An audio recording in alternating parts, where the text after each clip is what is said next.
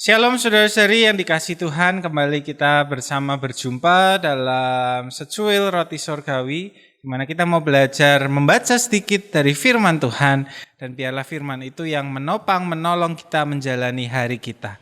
Mari kita mau bersama membuka dari Matius 18 ayatnya yang pertama sampai yang kelima.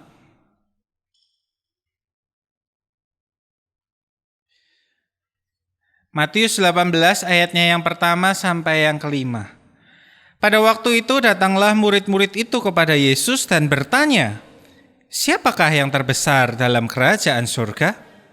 Maka Yesus memanggil seorang anak kecil dan menempatkannya di tengah-tengah mereka lalu berkata, "Aku berkata kepadamu sesungguhnya, jika kamu tidak bertobat dan menjadi seperti anak kecil ini, kamu tidak akan masuk ke dalam kerajaan surga. Sedangkan barang siapa merendahkan diri dan menjadi seperti anak kecil ini, dialah yang terbesar dalam kerajaan surga.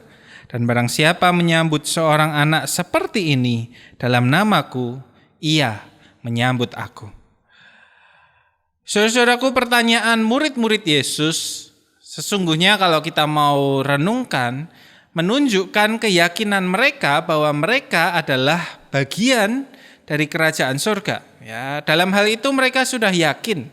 Dalam hal itu mereka percaya di dalam Yesus mereka menerima bagian di dalam kerajaan surga, di dalam kebahagiaan bersama dengan Allah Bapa. Ya, tetapi ada satu yang kurang. Mereka kurang memahami seperti apa kehidupan bersama di dalam kerajaan surga. Ya, pertanyaan mereka tentang siapa yang paling besar menunjukkan bahwa sesungguhnya mereka masih berkompetisi satu dengan yang lain. Ya, oke, kita sama-sama masuk nih di kerajaan surga. Oke, kita sama-sama punya tempat di sana. Nah, tetapi siapa yang lebih dekat dengan Tuhan? Siapa yang mungkin duduknya paling di sampingnya Tuhan persis? Siapa yang duduknya paling jauh? Siapa yang paling besar di antara kita semua?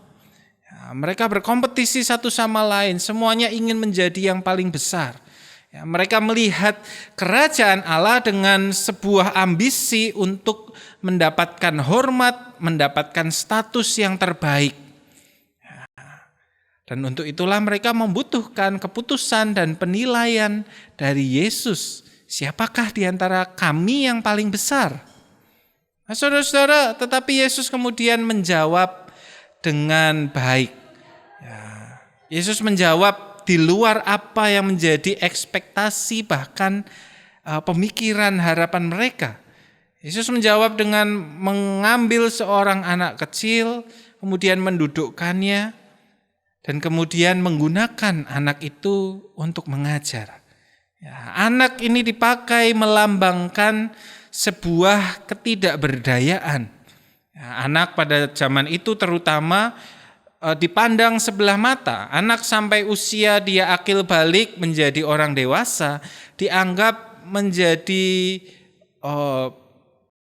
warga negara kelas 2 kalau kita mau bilang. Gitu ya. Mereka tidak berdaya, mereka tidak punya kemampuan, tidak punya hak untuk memilih sendiri. Mereka tidak bisa, bahkan mungkin memang tidak punya kemampuan untuk berjuang dan menghidupi dirinya sendiri. Mereka tergantung kepada orang tuanya. Nah, jadi ketika murid-murid Yesus berkompetisi, punya ambisi untuk berjuang dengan kuat, kuasa, kemampuan mereka, nah, di dalam ambisinya mereka berusaha sekeras mungkin. Mereka berusaha untuk memperoleh kedudukan tertinggi.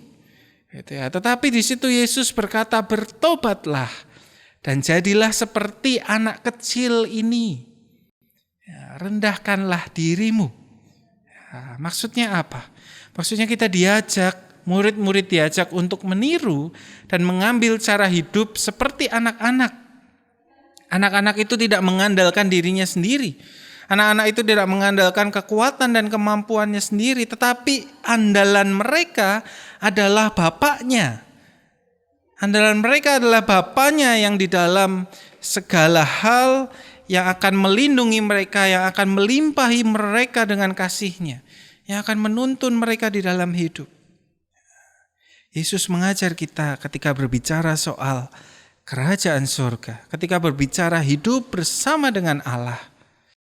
Sesungguhnya bagian kita, apa yang kita terima, bukan karena kita berjuang yang terbaik, bukan karena kita yang berusaha paling baik, tetapi kita yang mau menerima anugerah dari Sang Bapa. Kita yang mau merendahkan diri kita, meyakinkan diri kita, menjalani hidup dengan keyakinan bahwa Tuhanlah yang satu-satunya yang memampukan kita.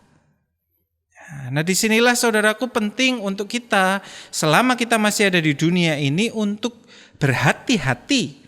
Ya, sebab seiring waktu kita berkembang tentu. Ya, setiap kita, saya sekarang usia 30 tahun, tentu berbeda dengan saya ketika masih kanak-kanak.